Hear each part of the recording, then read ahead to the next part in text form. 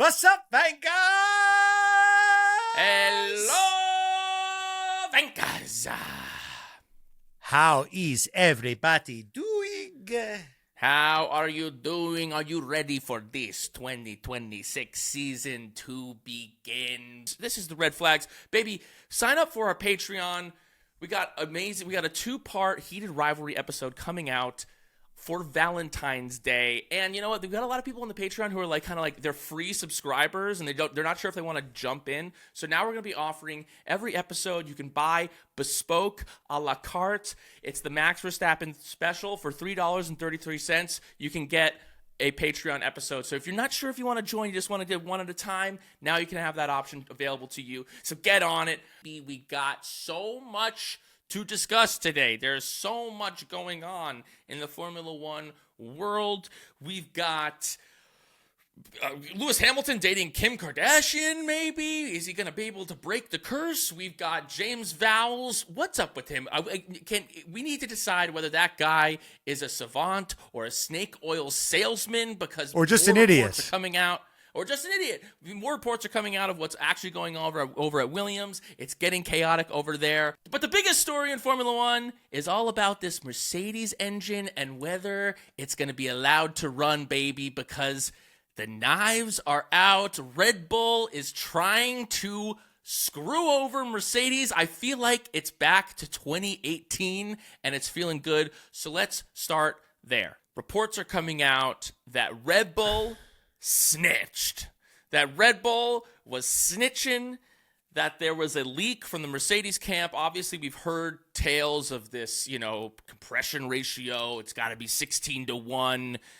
But previously it was 18-1, and Mercedes have found this trick that under heat and under pressure, they can actually make the metals move in a way where they can get greater compression ratios into the engine, get that extra power, be that much faster on the straights. The reports that are coming out now are that Red Bull was found out about this, tried to do it themselves, and then have not been that successful at doing it themselves, and then told the other teams about it, and now the other teams are all banding together to try to basically convince the FIA to ban this loophole. To change the rule. Change the rule. Because right now how the testing for this ratio is done is under cold temperatures. It's not done in the full heat of the engine. And what they're saying is that they should test these engines, test these ratios in more race conditions, which will find that the Mercedes cars are illegal. Now, this is hilarious. This has come out, and there's going to be a potential vote on this because they're trying to get this done for Australia. They're trying to get this done for Australia. Okay, and this is what was written in Jalopnik, okay? The rumor in the paddock is that Red Bull attempted to replicate Mercedes' efforts but couldn't find the gains Mercedes did and instead leaked the documents to other manufacturers in an effort to bring this to light. With the support from Red Bull, the anti-Mercedes teams will have hope that Formula One management will vote their way. Mercedes team boss Toto Wolff was very clear where he stands on his team's engine. Quote, "The power unit is legal," he said. When you have to start with, legally, I'm good. When you have to start with, legally, did you do anything wrong? By well, legally, I didn't do anything wrong. By letter of the law, I'm fine. By letter of the law, he said, quote, "The power unit corresponds to how the regulations are written. The power unit corresponds to how the checks are being done." So he admits that how the checks are currently done, my shit's good. If you want to, you can't. This is how the checks are done. So we're good. Wolff also mentioned his disappointment that other teams were more concerned with trying to legislate their competitors out of contention instead of just building a better car.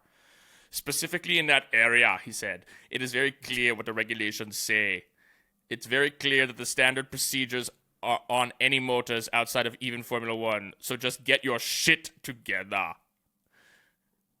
This is for Toto Wolff to be saying this. First of all, I love that Red Bull. First, I'll get to Toto's quote in a second, but first, I love that Red Bull switched sides, because what we're essentially saying is Red Bull tried to cheat on their spouses at the Bunny Ranch, but their credit card got declined. So now they're like, going to the Bunny Ranch, that's so preposterous. You know what I mean? Oh my God. That's disgusting that Mercedes would do that. Meanwhile, their car just got declined. They just tried, they tried and failed to go to the Bunny Ranch, and it didn't work. Right. And now they're just sitting there on their high ground. I mean, nothing's more pathetic than to try and cheat on your spouse and fail. You know? Yeah, they got off their high horse to play in the mud, and now they're getting back on it. And now they're getting like, back you on got and mud they go, all over you. What do you do? Yeah, they got mud and then they go, oh my God. And then, Jonathan Wheatley has to be like, we knew about this loophole. We just didn't exploit it. This is I'm like, that's a fucking lie. And it's fucking lie. You probably, if you did know about it, you just didn't know how to exploit it without your fucking engine blowing up. It's such bullshit. It's such horse shit. But anyway, so that's hilarious. Will say that I'm into, listen, the new Red Bull seems to be that, off of last year. Christian's gone, Laurent's in there, Marco's out.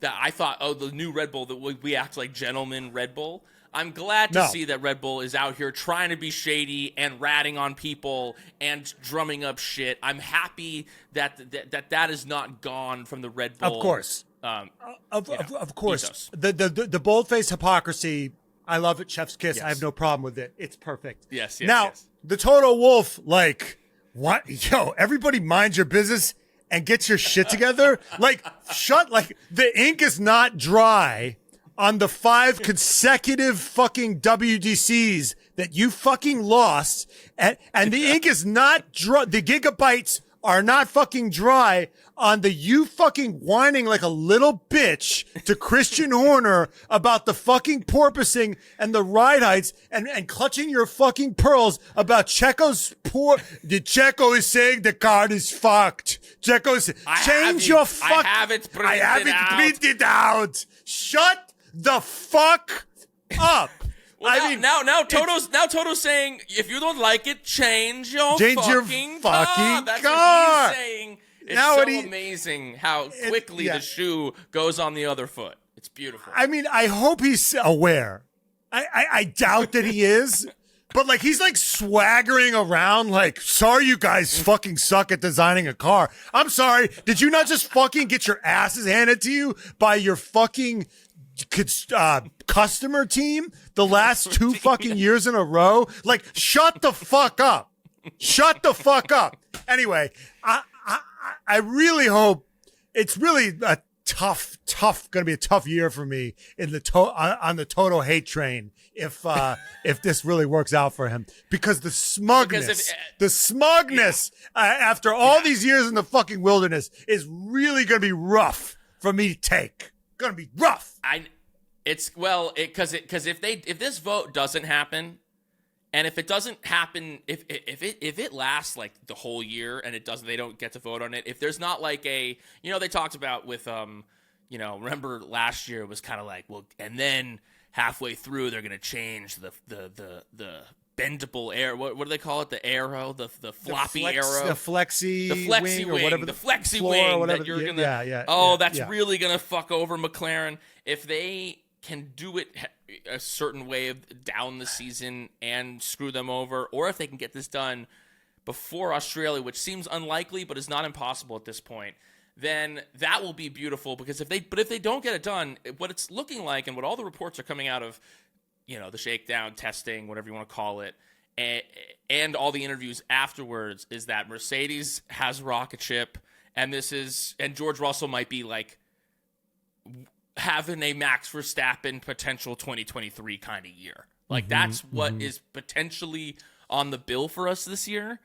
And yeah, that would be tough. That would be a tough Toto year to take for us. That would be bad for business. What would bad be for good business. for business is if they do this, they get this thing done, even if it's not in Australia, if they can get it done in the first quarter of the season, the first third of the season, and we can level this playing field and get some, good racing going on, and that this kind of one trick that they figured out doesn't put the team with the biggest budget back on top. That's like kind of what feels annoying to me. I think that there's a wrinkle here because apparently, yes, Red Bull switching will give them a super majority or whatever with the constructors, because they're going to have Audi is obviously going to be against it, Ferrari's against it, Red Bull's against it, and so they're going to have Honda. This is Honda, like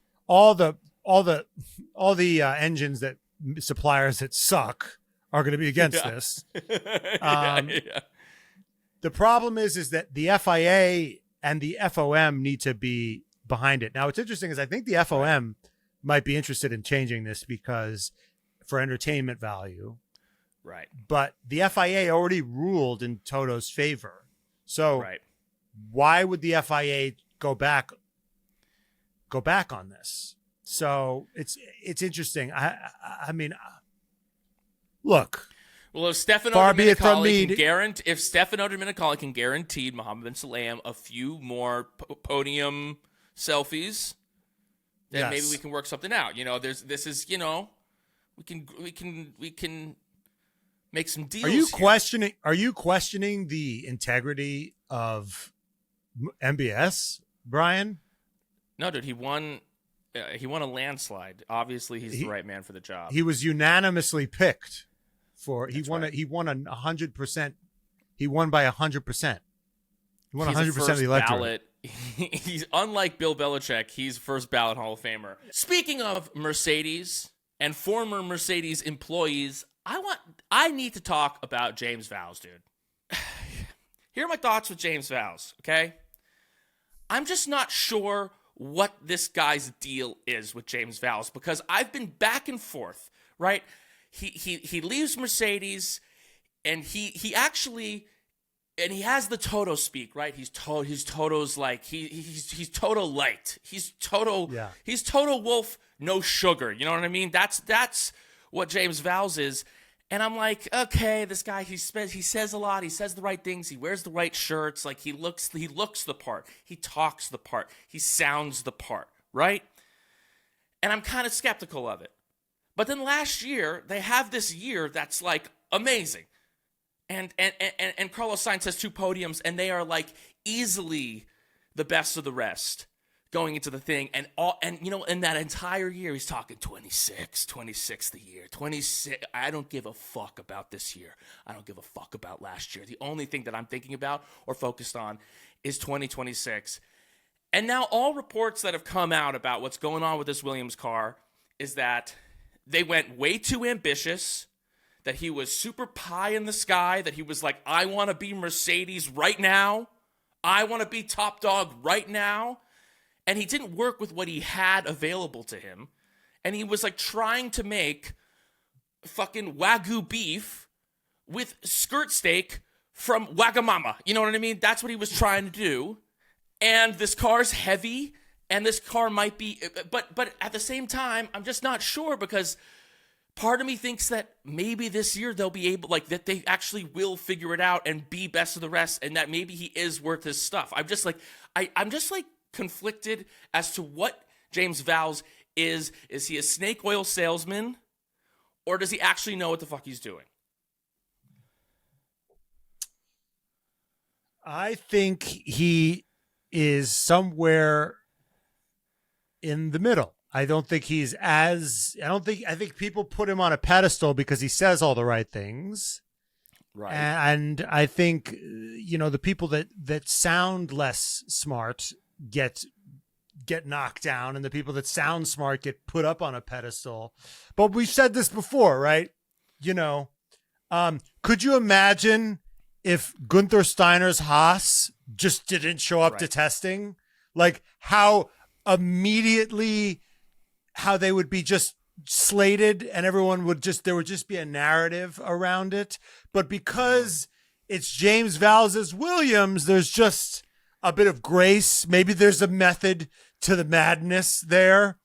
And when Gunther's team would fuck up, it's like, well, you know, they're a shit show. They're this, there's that. When Williams fucks up, somehow it's Claire Williams' fault. oh, because they got everything on Excel. They don't have the this. They don't have the that. It couldn't possibly be James Vowles' fault. There's there's just like a level of grace and honestly, probably British bias around their fuck ups because Williams was fucking god awful. So he took over in 2023. They finished 7th. Honestly, you could argue that was probably Yas Capito's car. Right. Because he took over right on February 2023. So honestly, that was Yas's car. His first fucking real car, they finished in fucking 9th. They did god awful. Who finished 10th that year? Probably Sauber. Sauber with 4 points. Right. So they beat Sauber. Big fucking whoop. So that means fucking they lost to fucking Haas that year. Okay. And I would say Haas probably has a worse infrastructure than even Williams. And so yeah, his first full year as team principal, they finished fucking god awful. They finished in 9th, and there wasn't this narrative that he was a fucking idiot. Then they did great in 2025. They did awesome, but now 2020, 26, they look like they might be awful again. And you know, there's never a rumbling about him. There's never a rumbling about him. I just think, I don't know, that there's just this inherent trust in him because, and that's part of being a team principal is that you inspire. I will say, your ability to inspire confidence is a skill, right? Like I will say, Toto Wolff, I was right on the is this guy a fraud? And I was I felt like I was on an island for years. At 2021-ish, I was like, when we started, I was like, are we sure this guy is good? Are we sure this guy is good? And it really, I felt like I was alone. I felt like I was taking crazy pills. Like, when you look at his career, they were really good for that one engine regulation set. And then once you took away the engine dominance, and once you took away the cost cap for the 2021 through the 2025 years, they sucked. Right. They weren't good. And I'm thinking to myself, wait a minute. If he can't win in a cost cap era, then if the only time he can win is with a good engine, with a superior engine and an unlimited salary cap, essentially, then is he really that good? And I'm the only one thinking that. Maybe because I'm stupid, or maybe because he's that good at inspiring confidence. And I think that's part of that's a skill, honestly, is that they inspire confidence, even if they're not always able to deliver. At what point does that potentially break with James Vowles? That's the kind of question here. Is that if they go back, if this year, if 2026, the year that he's been talking about since he joined Williams, because from the day he got there, he said the only thing that I'm really concerned about is the new reg set. That's where my mind is. That's where my focus is. And for him to be so blindly focused on being getting the A on the test that he forgets that there's an entire backside to the test and was like, oh shit, we're failing. We're failing crash tests. Now we're 44 kilograms overweight. We're missing the entire shakedown. If 2026 is a total bust, and even that goes on into 2027, and this reg set is they've started on the back foot, and on the back foot shall they remain. At what point do Darlington Capital say, this guy has been selling us a dream. This guy has been, Elon Musking us. We're going to be in Mars in 2 years. No, we're not, actually. We're not actually going to be on Mars in 2 years. There's just a Silicon Valley... There's a Silicon Valley-ness to it. It feels like there's, it's like, the idea of the Elizabeth Holmes company. What was it called? I don't even remember. Theranos. The idea of Theranos sounded amazing. Everyone bought into it. Oh my God. And, giving her whatever benefit of what very little doubt that there is, maybe she thought that thing was possible. But at a certain point, it was impossible. And she was just like, well, fuck it. We're still pretending like it is possible. And maybe the situation at Williams is that he wants to be, he wants to be valedictorian, and he's going to have to get used to a life maybe not there. And he can't fucking handle that. So I'm curious, is 2026. Well, yeah. Well, it's interesting. His eyes might have been bigger, the narrative bigger shifts. Than his stomach. If the narrative shifts around James Vowles in 2026. I think maybe it does, and I think maybe part of the problem was his eyes were bigger than his stomach. Maybe he was going for the number one spot, and maybe he should have aimed a little bit lower and said, I want to be fighting for podiums instead of I want to win a constructors championship. But I think to answer your question, I think this year, and if he doesn't turn, and if this year sucks and there's no improvement next year, I think he's gone. I think he's going to be reabsorbed back. I think Toto Wolff is going to hire him back, and he's going to go back to whatever fucking data, whatever bullshit he was doing before. It's like what they do with these genius. It's what happens with these NFL coaches, right? They're like disciples of a tree, right? Yep. Belichick or whoever. They get a head coaching job somewhere. Yep. It doesn't work out. They're like, well, they were disciples of whoever, and they get their own job. They get a couple of years. It doesn't work out. What happens? They go back. They become an offensive coordinator somewhere. That's what's going to happen with James Vowles. He'll go back. He'll become the offensive coordinator for a team. He'll go back. Yeah. He'll be a defensive coordinator for whatever the fuck. He'll go back into the fucking thing with a headset, and we'll never fucking hear from him again. But he will get a good job somewhere. But it won't be team principal. That's what's going to happen with him. Toto Wolff will bring him back in the fold because he's obviously a smart guy. He's obviously good at something, but maybe not this. Maybe his eyes were just a little too big for his stomach.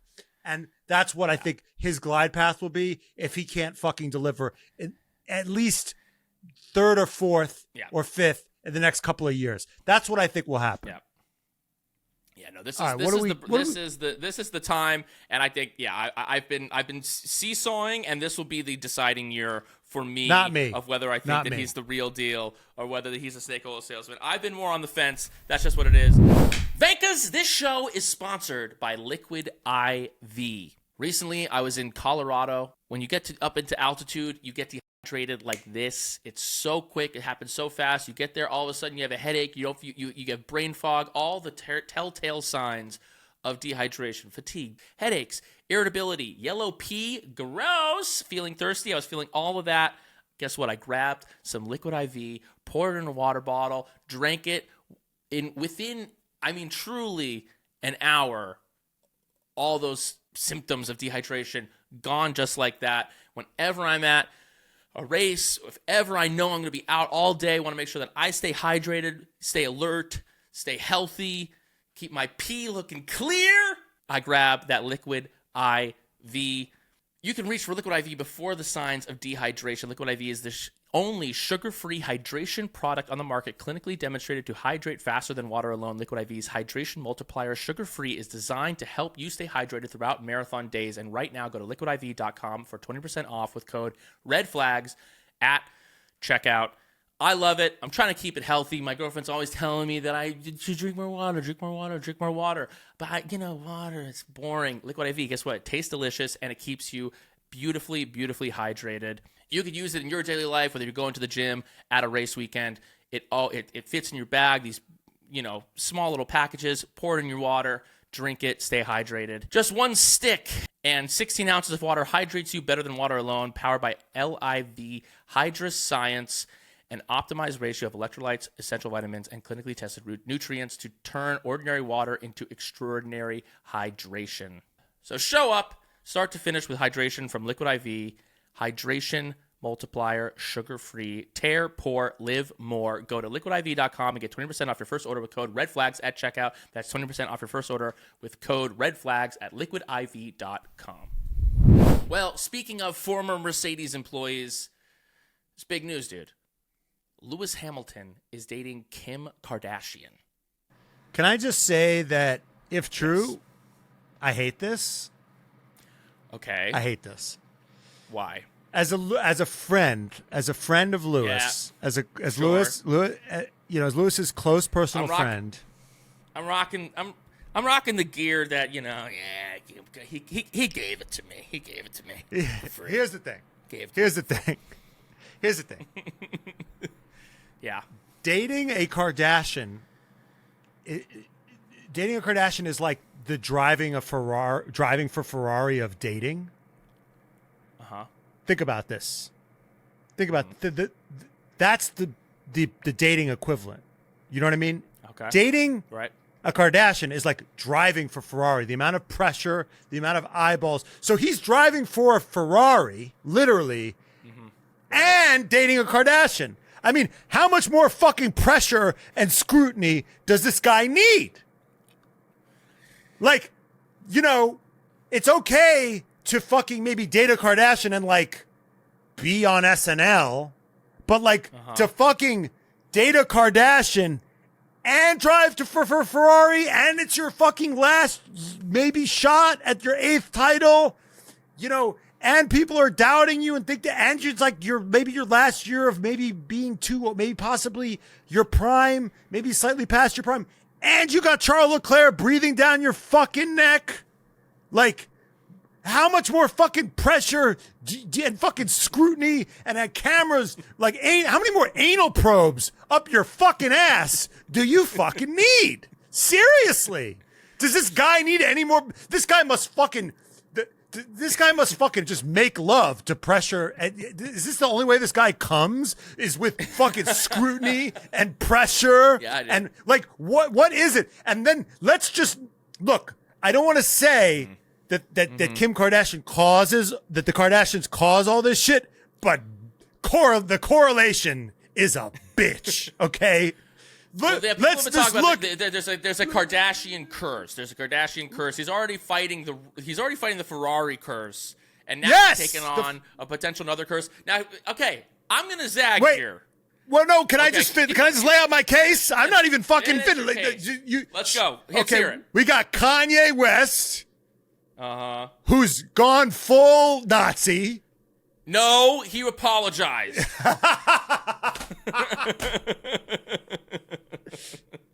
Okay. He apologized. So never mind. It's all good now. Never mind. He walked it back. Okay. Kanye West, until recently, was a Nazi, but now we're good. Now we're back. We are back. We are back. We are back. Okay. Yes. Scott Disick, rehab. Okay. Fucking. Let's just talk athletes. Ben Simmons, complete fucking collapse after he dated not Kylie, the other one. Fuck. Tall one. So tall. I saw her at premiere once. So tall. He dated the one who's older, the Kendall. Yes. He dated Kendall. Yeah. Okay, Kendall, complete fucking collapse. Remember when he fucking had the layup and he fucking passed it? Like, just he became a complete he lost his jump shot. He never had much of a jump shot, but he became a complete mental patient after that from a basketball perspective. There are others. I mean, Tristan Thompson completely collapsed under the pressure. He had all these infidelity things, and he had a complete PR nightmare. Lamar Odom. There's Lamar Odom. Oh my God! Remember Lamar Odom? Complete collapse. Finish. Okay, so now finish. Finish your. Because I'm going to give you the counter. The point is, Tyga, complete irrelevance now. Travis Scott. I mean, he just had that one incident, the fan incidents, but I mean, just Ray J.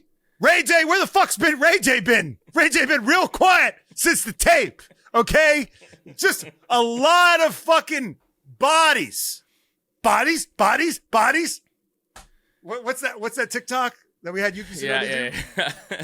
Anyway, it's just a lot of just carnage. Now, not saying they cause it. There's a lot of just the correlation is a bitch, is all I'm saying.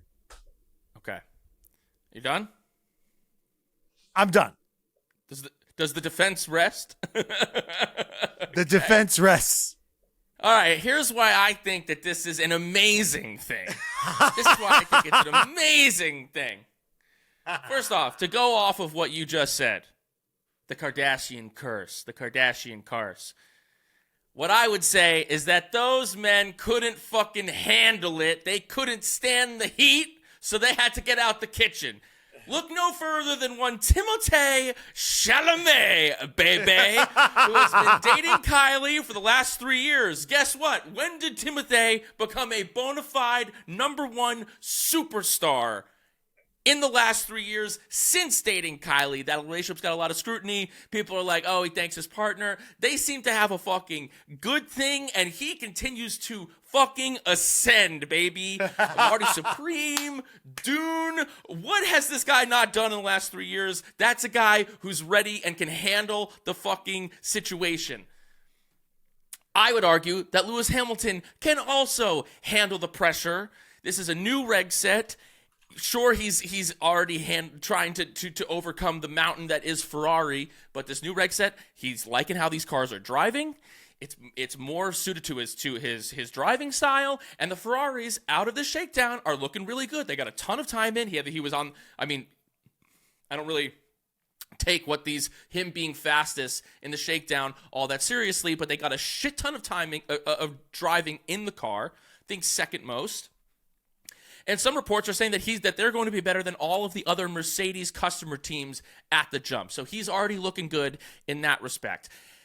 Here's what I love about this thing for Formula One as an organization. This is amazing for Formula One to have Kim Kardashian dating Lewis Hamilton. Kim Kardashian being in the paddock will be undoubtedly amazing for Formula One. This sport is at that part. This sport is at a fucking crossroads right now. This sport is at a crossroads.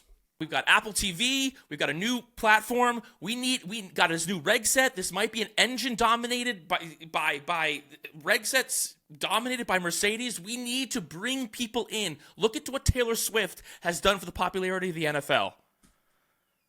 If Kim Kardashian can even do a third of that, this will be amazing for the fucking sport. Kim Kardashian being in the paddock, in the Ferrari paddock, wearing a red leather jacket. Are you fucking kidding me? We'll see what happens about their love life. I don't know how well they'll get on. We'll see if this is how real this thing ultimately is. But for everyone who's like shitting on this and being like get Kim Kardashian out of here, like, you know, like we don't want her. Have we all turned in to the gatekeepers that we were criticizing for so long? No. I'm seeing so many posts about people being so annoyed. This is why is he doing this? Like, it's beneath him. This is beneath him. It's amazing for the sport. No. And he has the fucking gonads to withstand the pressure. And you need to be a strong man in order to thrive under these conditions. And I trust Lewis Hamilton knows what he's doing in that regard. Brian, it's just for his well-being that I said that. For the well-being of F1, I love it. I want her in the paddock. I can't wait. The chill that Rebecca Donaldson and all the other they're gonna be like, wait, where did everybody go? Magui, yeah, all the other, huh? It's just gonna be crickets. I remember I was at a film premiere and I walked the red carpet. I know I was behind everybody. It was like Matthew McConaughey walked by, click, click, click, click, click. You know, whoever else walked by, click, click, click, click, click. And I just had to get to the theater. I walked by the red carpet. Nothing. Silence. So humbling to walk a red carpet when you're nobody. Yes. That's what's going to happen to all the other people when Kim. Yeah. Nobody's going to give a fuck. It's just going to be so crazy. The level of fame that she's going to bring and notoriety that she's going to bring to the paddock is nuts. She's so fucking famous. And so that's going to be awesome to see, experience. I wonder how many cutaways they're going to do you think the cutaways are crazy now with fucking Kelly Piquet and fucking Magui and what's Charles's girlfriend? Alexandra. Fiance's Alexandra. Yeah. If we're just talking about sheer star power, I don't even think we're going to see any overtakes. Come on. I think we're not going to see shit. They should have like a live feed in the corner of the corner. Yes. It'll be Kim on the main feed, and then in the bottom right corner will be the race. And then sorry. And there'll be just Skims ads, just moving across the back. I'm wearing their underwear as we speak. The underwear is and you great. Know what? Selfishly, as a fan, as a person in the business of Formula One, in the Formula One media space, Thank you, Lewis. Thank you, Yes. Lewis. Bring in the Kim Hive. Bring in the Kardashian Hive into Formula One. This is great for the sport. This is great for the popularity of Formula One. I didn't get why like pundits were saying, complaining about Taylor Swift. I'm like, do you guys hate money? Do you guys hate popularity? What is wrong with you people? Although I do feel like they kind of manipulated the games to get them in the Super Bowl. Yeah. But that's a whole other the refs, I mean. But no, I love it from that perspective. Totally love it from that perspective. And you left out the best former. You left out another great example of somebody who's thriving, who dated a Jenner or a Kardashian. Baboni. I'm sorry, Brian. Can you speak up? I'm missing some of those lyrics. I just listen. I looked up what he was.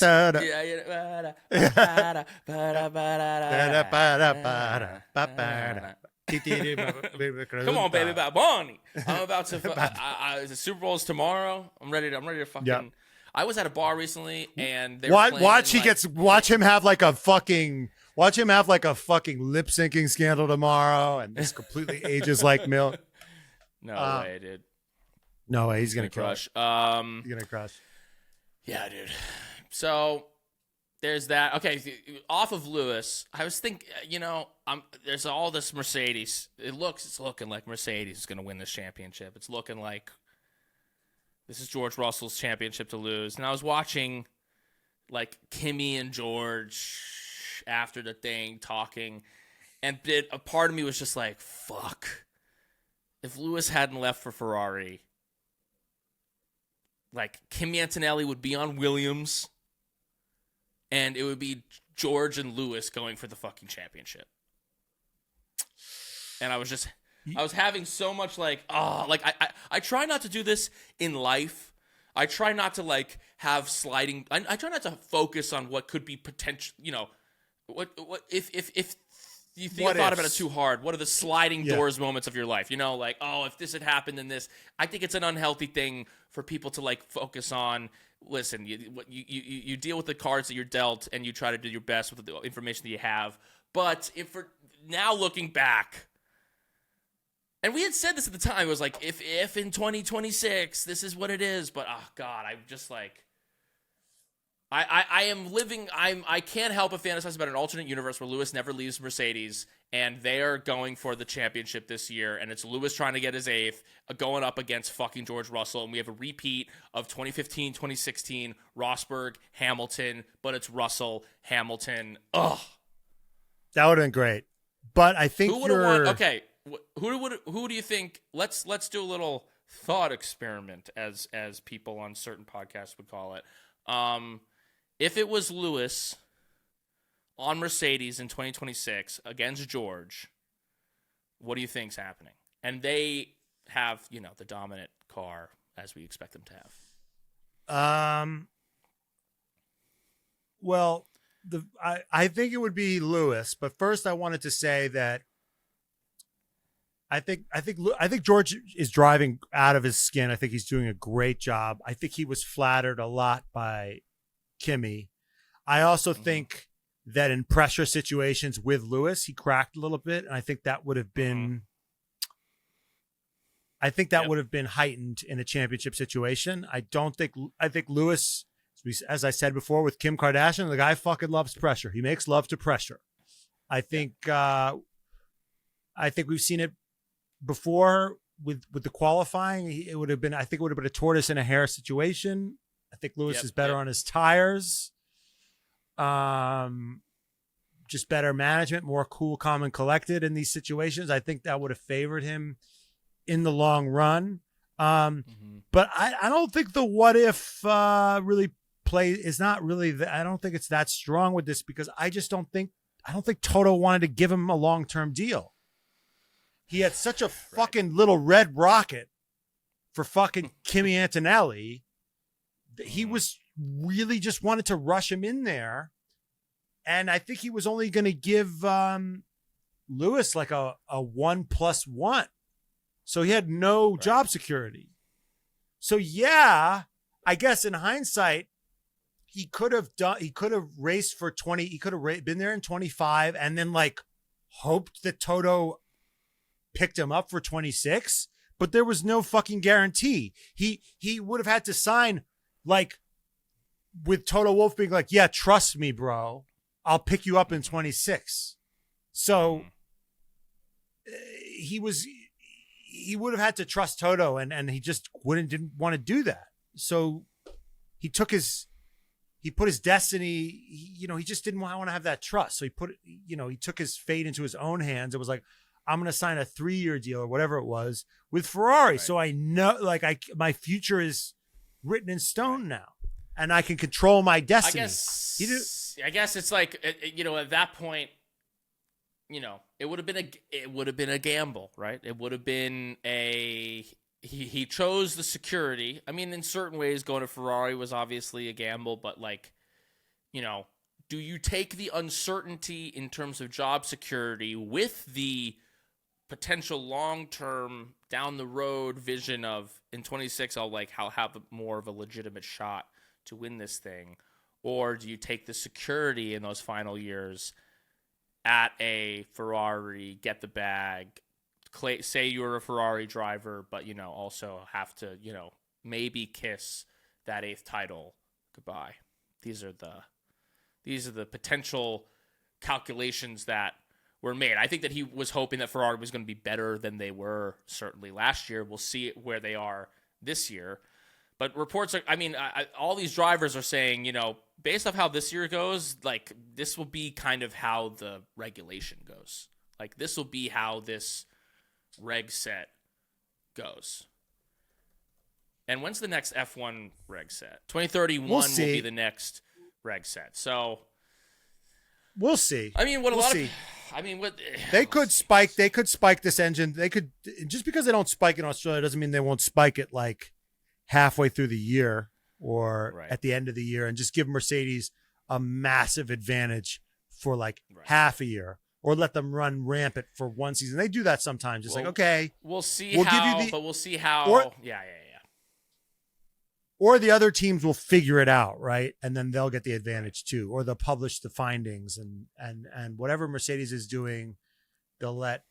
Although I think they locked the engines, so maybe they'll let them unlock the engines. I don't know, but Formula One is in a different place now that it used to be. Like people need to start to rethink this because I know tradition, but Formula One has never been this popular. You have all these eyeballs now, and I don't think you have all these new fans. You have all this new attention, and I don't know if people are going to. You don't want George Russell winning every race. You don't want George Russell winning every race by 30 seconds. That's what you don't. That's the last thing that you want is for 3 years. For 3 years. Yeah. Like I'm down for George winning this championship. I'm down for George winning in 26. I don't know how I feel about George winning in 27 and 28 and 29. I don't know how I feel about that. And you know what's hilarious is that once it gets close and then it happens every fucking time, right? At the end, it gets fucking close and exciting. And then they go, and we're throwing it up in the air. We're getting rid of this regulation set that finally got close. And then they're going to be far apart again. And it's going to be boring for 3 years. It's like, just when it gets good, just when you're about to fucking come, they fucking kick you in the balls with a new fucking shitty regulation set. It sucks. It's the business, unfortunately, we are in. Okay, we have chosen, in other news, let's discuss just, a little bit of housekeeping news-wise. Jack Doohan is now a reserve driver for Haas. Did not know that. He's over at Haas. Bro, he might get I would say that he has an above 15. He might have a higher than 20% chance. I would give him a 15 to 20% chance of driving because if Ferrari is terrible, Lewis might just say, fuck it. I don't think so. You think he leaves mid-year? I don't know. 15%? I think he might. 10%? I think he might leave at the end of the year. I could see, I could see certainly doing in 27 if they like him, and Lewis leaves, and and they pick up Behrman, which they will, by all accounts do. Then that seat opens up. Who knows how long they'll stay happy with Ocon, even though he seems to have a good relationship with Komatsu. But, he's no longer at Alpine. He's now over at Haas. That's happening. Fernando Alonso, potential going back to the Indy 500. Zach Brown would love to have Fernando back. We'll see if that happens down the line. That could be cute. He's going to be too busy fighting for a fucking WDC, bro. Well, yes. So we didn't really talk about this on our Shakedown app, but or our predictions app. The Aston Martin has come in with some bold designs. The Newey effect is very much, here. The Newey effect has taken place. We'll see how effective it is. But in terms of design philosophy, they are doing a completely different thing than almost everyone else. And even I, as a dummy, can look at that car and look at the other cars and say, well, that looks different. That's, got some different design philosophies there. So we'll see how effective that could be. People are kind of talking about them like they could be, challenging for some decent results this year. Especially if they get their weight situation. If the Honda, if the weight's good and the Honda power unit and the engine. Yeah. I think that they have potential. It's just a question of whether or not he can dial it in. If Newey can dial that car in fast enough with if the timeline of Newey's development can match fucking Alonso's age. Because, we saw in 2009, right? It took Newey's Red Bull a year to fucking lock in. They had reliability issues. His cars are finicky. Right. Especially at first. So, and then as the technology advances, as they dial it in, it becomes a monster. It becomes unstoppable. We saw it too with Honda at Red Bull. It took that Honda 2 doesn't always come out of the box amazing, but it finishes strong, right? So that might be good long term for the Newey AM project, but bad for if you're 900 years old and you're fucking, the clock is ticking, honey. That's right. Fernando Alonso. But nothing would make me happier for George Russell at Alonso title battle. George Russell, Fernando Alonso, Max Verstappen title battle. Give Three-way, it to me, right? Yes. The fuck. Now, it's because they're Fernando's two favorite guys are George and Max. And he might be the person that can finally get them to understand that the heated rivalry is not one of hate, but is one of love. First team all Slytherin right there. First team all Slytherin, Connor Story, Hudson Williams. Just remember the reminder, our Patreon, we have our episode about heated rivalry coming out for Valentine's Day. Do something sexy with your Valentine's Day and listen to the episode. All right. In terms of other news, there's we got the Super Bowl. This will come out after this Cadillac Super Bowl ad that everyone's excited about. I'm not particularly excited about it, but I'm interested to see what it looks like. I thought that what they had their livery at the Shakedown looked sick. The black with the fucking just big ass Cadillac logo on the back, to me looked kind of sexy. Just kind of a big move to reveal a car that's gonna probably come in last place, second to last place. Yeah, it's a bold move. It's definitely a bold move. Lewis is officially changing his race engineer.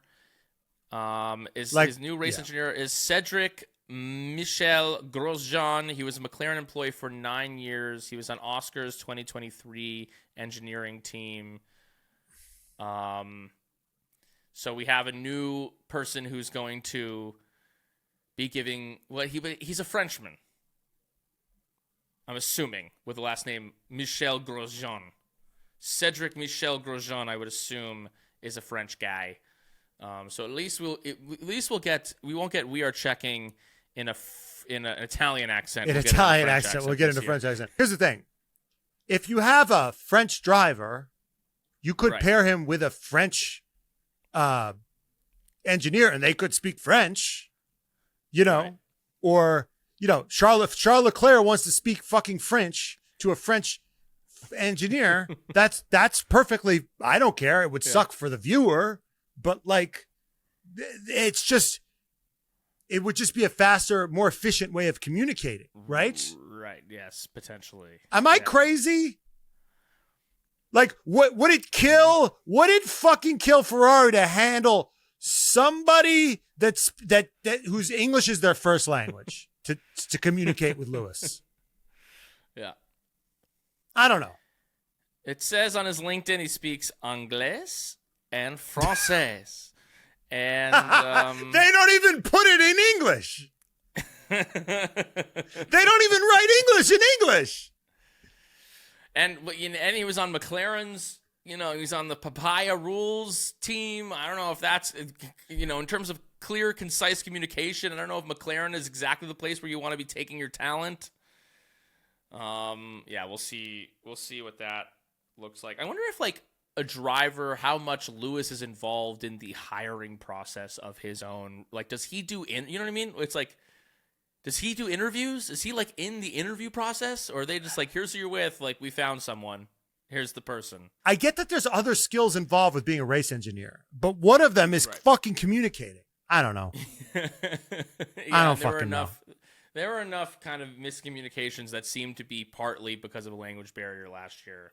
With regard I want to ask. I think part of the Gunther has spoken about this. I think the problem is that they all speak English. Like, the whole team speaks English, so everybody speaks English because that's a common language. Right. It's annoying to me that when there is like if Pierre Gasly, I mean, it's nice for me as a viewer to be able to understand what they're saying, but in theory, to me, I'm like, let Charles Leclerc speak to his race engineer in Italian. And give me some translations. Like, let them speak their native languages if both people speak the native language. If Pierre Gasly has a French race engineer, let them speak French to each other. Yes. Just fucking translate it for me. Just show me the translation on the thing. Like, I don't need to hear them in English, but, like, let them speak in the last thing you want is, like, Pierre Gasly and a French race engineer to be like, how you say? Comment ça va? Or whatever the fuck. Yeah. These guys are going 200 miles an hour. Right. Like, I have to imagine that those situations with Leclerc where they're like, box, stay out. Like, some of that processing power that they need is being wasted on speaking their second language, or like, it must be the water. Is like some of those idiotic PR fails come from. By the way, first fucking language, and Leclerc speaks fucking Italian, so like I'm sure Leclerc's Italian is as good, maybe if not better, but I would assume it's like somewhat equivalent to his English. That's what I would assume about Charles Leclerc. It's a beautiful example of this, and this leads beautifully into our Patreon episode about Heated Rivalry. The moment in Heated Rivalry, spoiler alert. If you haven't seen it, when he tells Rozanov to just speak in Russian to get what he needs to say off of his chest, and he finally can speak his fucking truth in his native language, and he doesn't have to fucking go through the filter and the layer to express himself and how he feels. He finally can fucking, like, say what he really feels in the native language. Let these guys, if they have the ability to do it and understand each other, speak in their native fucking tongues. You heard it here first on the Red Flags Pod. Subscribe to the Patreon. I want Lewis to say, why don't you just say it to me in French? Yeah. Just say it to me in French. And then he just loses it. He goes, I'm stuck in this Kafkaesque fucking bureaucracy. Nobody lets me do anything. Everybody's breathing down my neck. I'm in this fucking blame culture. I can't do anything. I'm paralyzed with fear. And Lewis is just like, he's driving 200 miles an hour, but his eyes are closed and he's just listening. Yeah. He's just listening. Yeah. And he's like, and he's hitting everything I do is criticize. Like, yes. Yeah.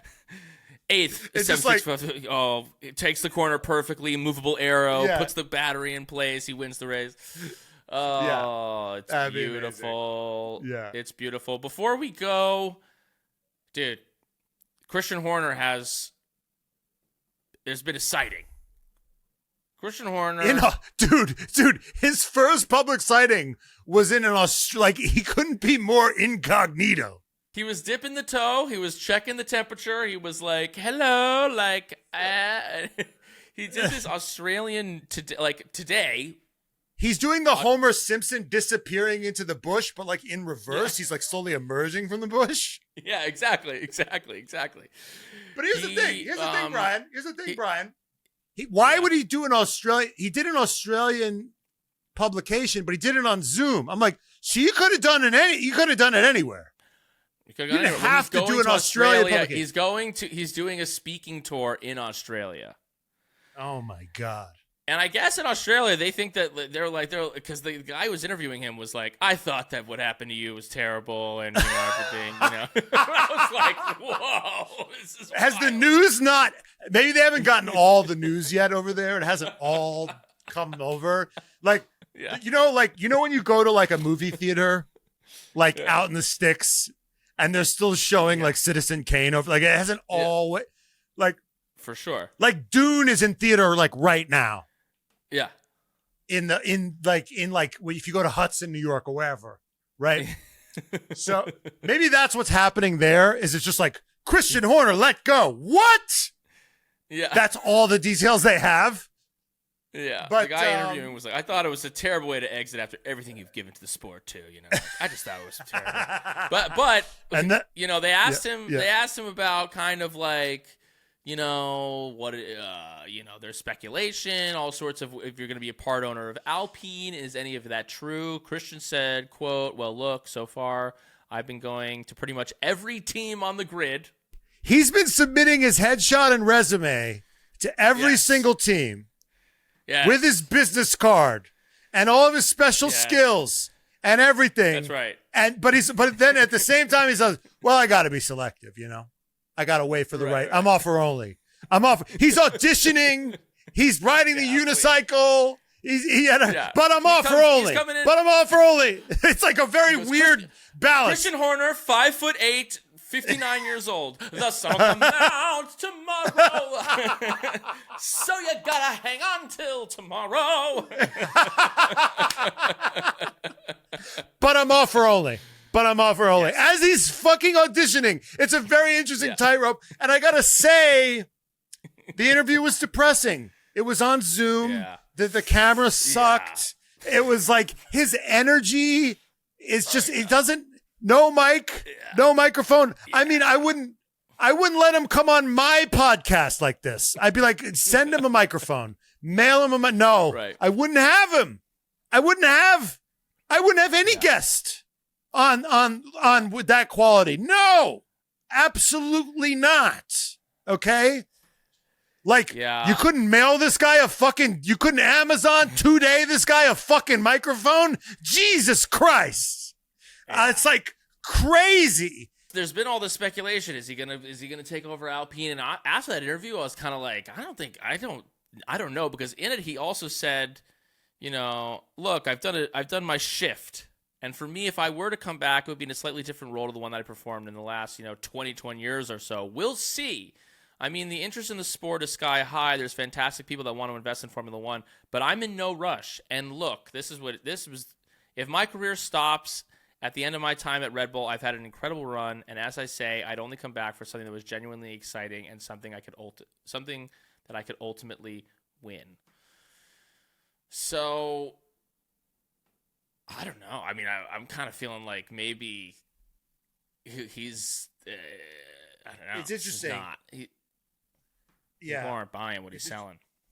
For a second there, I was thinking Christian Horner is going to be running this Alpine team in 2027, and now I'm feeling like who knows when we'll see this fucking guy again, or if we'll ever see him again, or if you are someone who wants to go see Christian Horner live and you're in Australia, you go to his book tour, I guess. But he's got a book coming out? Yeah, that was not a book tour. He's doing a speaking tour. He's doing a speaking tour in Australia. You go to a speaking tour. But I'm happy that Red Bull is at least being a little bitch behind the scenes. I'm glad that Red Bull is out here calling motherfuckers out after attempting to cheat on them, cheat off their test, and then be unable to, and then say, no, actually, they were cheating. They tried to cheat, were unable to cheat, and now are trying to make sure that people can't cheat. I'm into it, hoping that this year can be fucking exciting. Or I want George Russell to win, but not like this. Not like this. You want him to fight for it. I want him to fight for it. Anyway, that does it for us. Subscribe to the Patreon. If you are one of our Patreon members, you could also be a daddy of the pod. And if you're a daddy of the pod, you get your name read out at the end of every single Red Flags episode. So we got to thank our daddies of the pod. We got to thank Kayla, Robin, Jordan Texera, Jay Lingle, Spencer Grieve, Javier Mera, Sheila Valeri, Chandler, Ali Santana, Carla Juarlo, Kimberly Whalen, Alonce Over My Face 69, Donia Denad, Deadbeat Daddy Muhammad, Jimmy, Kimmy, sponsored by Mommy of the Pod, Hollister 584, Delusional Science Fan, Cat, Future Dog, Dion, Steph Grossi, Laura, Emily Gillenwater, Cody Hull is my F1 daddy, Branch W, Keep Up the Science Hate, Hunter Scruggs, Salmonella Mozzarella, I'm a Leclerc fan, and yes, it hurts. Jay Kess, George Russell is Evil Peter Parker from Spider-Man 3, Matt Edwards is always right, I wish I was Max and Danny's love child, Delaney Andrews, Henry Kasky, Miles Lewis Alexander, Maggie B, Kaylee Breyer, Eva the Y, Devin, a.k.a. the future Dr. Sullivan's PA, Courtney Frazier, Yuki Sonoda's other mother, Jenny is the reason I am a daddy, Megan, Aaron, Pineapple the Y, Mac had a secret boner for Carlos Sainz, unfortunately it's Gary, Carolina, my name is AJ, and fuck the HOA, K-Man can fuck smash my door any day. The official F1 race program and its executive editor, Sarah. I got tickled by the Tifosi. Hey, Jet, good luck out there. Allison Sane. Zhuzh, F1 Dude Company. Trent Slickman, Code Brown Sonoda. Jerome Ferreira, Colapinto is a fraud. Aaron, Shahid, Jeans Rockstar, Chohan. Shake and Bake, Catalick My Balls, Stay Fierce, Charles Leclerc, Truth Bringer, Mama Burns, Arthur Leclerc is hotter, Carlos Science, OP Goblin, Right Meow, James, DNCTT, Finny, Daddy, Kev, Not Magnuson, Mike, Bobby, Lana Norris's unofficial girlfriend. Why do I always hawk Tua on this name, Winkin? Lizzie Y, Jafar from afar, Stroll paid the troll toll to get in the boys' hole, and our newest daddy, Andrew Prisco, honorary daddy of the week this week, every week, Nicole Piastri. If you want to become a daddy of the pod, go to patreon.com/TRFpod.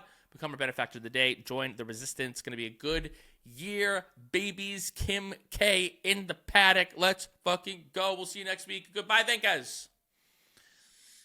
Bye, Vankas. Damn, I'm a boss. I'm a red flag heavy hitter.